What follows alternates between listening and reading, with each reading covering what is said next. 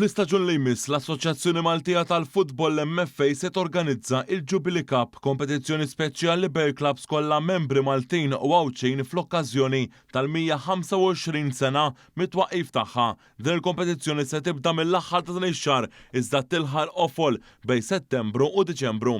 L-ewwel fażi tinvolvi 45 tim minn National Amateur League 1 u 2 flimkien mat-timijiet għawċin u frijej tal-istess MFA.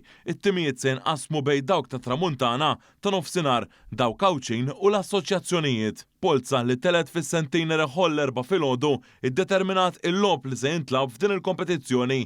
Fit-tmiem il-ġimgħa ta' bejn it-30 u l-31 ta' Awwissu se jsiru żewġ logħbiet dawk bejn Gargur u Dingley Swallows mill-grupp ta' Tramuntana u mqabba kontra St. George's mill-grupp tan-nofsinhar. Ir-rebbieħa jingħaqdu ma' 11-il tim ieħor fil-kategorija rispettiva b'12-il tim kull waħda. L-istess tinkludi il-kategorija ta' għawdex li allura mhux se jkollha fażi preliminari hekk kif hemm 12-il tim.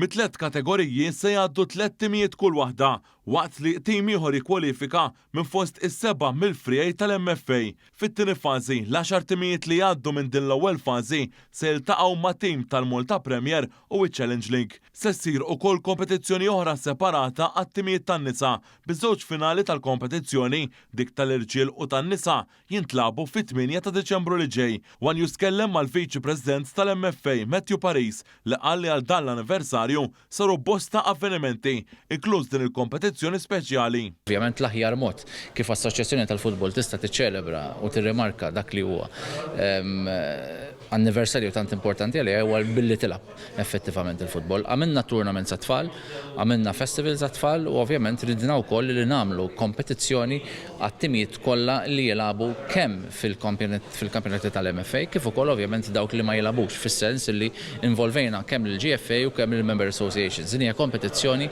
li taqqat lil kulħadd. Sa dan it-tant dawn il-polot stelgħu qabel fit-tmiem il-ġimgħa jibda il-Youth Malta Premier bil-logħba inawgurali tal-kampjonat ewlieni f'pajjiżna tkun bejn Valletta u Birkirkara s-Sibt.